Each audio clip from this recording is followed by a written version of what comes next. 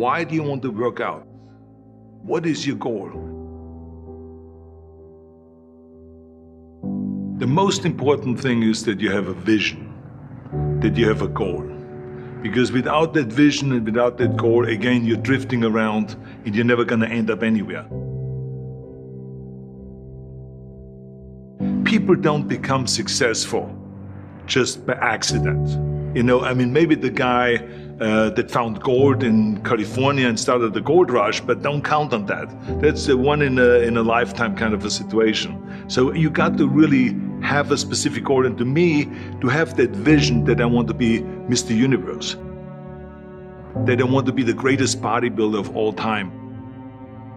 That was a great vision, and that specifically to look like Reg Park and to be up there on that stage and to lift the trophy overhead and to win the championship over and over and over again. So that was a great goal. You have to have a goal. Now, it doesn't have to be that specific goal, but it has to have some goal. This is why I always recommend to people, sit down, take your time, and start thinking about, why do you want to work out? What is your goal? And that can be as crazy as it is. It could be, I want to impress girls. If that's your goal, so be it, but it motivates you.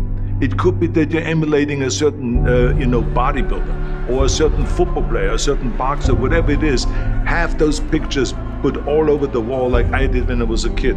I put pictures of Reg Park and of Sonny Liston, of boxers and of Ali and of powerlifters and weightlifters all over my bedroom, wall.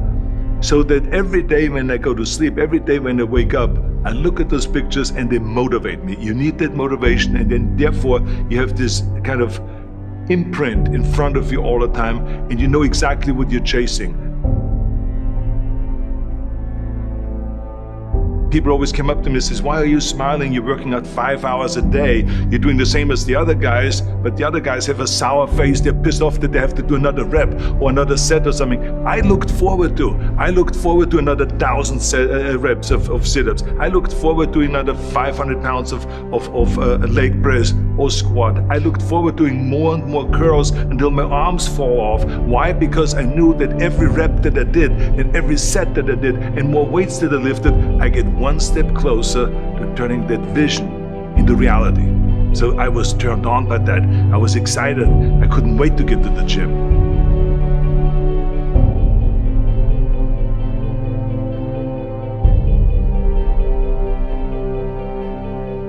I remember that when I weighed 245 pounds, and Bob Raferson, the director of Stay Hungry, said to me that I'm interested in having you come in for a reading and work on your acting and all this, because I'm interested in having you in a movie to star with Jeff Bridges and with Sally Fields. I was delighted about that, and I was excited, and I started pumping up more and more. And then he said, but I don't want you to weigh more than 210 pounds. You want me to be in the movie, but I'm weighing 245, 246. I say, I just won the Olympia, I say, which was 1974, and I was really at my biggest. And but he demanded that, and he says, look, it's very simple. On the day we start shooting, he says, I'm gonna put you on a scale, and if you don't make the 210, you're out, because I have someone else in mind. And I worked on it. I started visualizing myself very clearly as a lean athlete, because that's the only way I could lose that weight and all of a sudden get interested in running more, because up until that point I ran like 3 miles after training or before training or whatever, but now all of a sudden it was 5 miles, 6 miles, 7 miles, 8 miles, and they even ran mini marathons in order to lose the weight, and I did everything with high reps, and I was watching my diet, what I eat and all those kind of things. And but the day before, I remember we were in Birmingham, Alabama. The day before I was at the YMCA with Bob Raferson. He was swimming and I was working out, and I was running. There was a track there and I was running. He says, let's step on the scale. And I stepped on the scale and I weighed 209. So it just shows to you what is possible if you visualize exactly what you want to look like.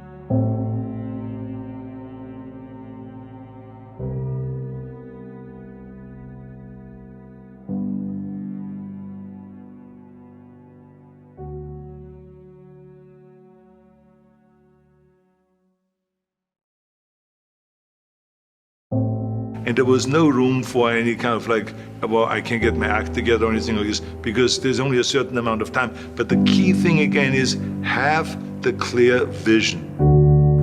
Have the specific goal of what you want to accomplish, because then you never go to the gym and you say, the day I feel down a little bit, I don't know what it is all about, I don't know my life, I'm confused. No, I tell you that I was a perfect example of someone that was not confident at all.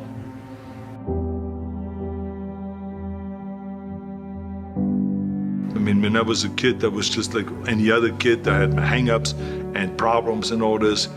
But when I joined the weightlifting club and I won my first little trophy because I did the best clean and jerk, and then we went to another meet and I won another little trophy, I started feeling like somebody.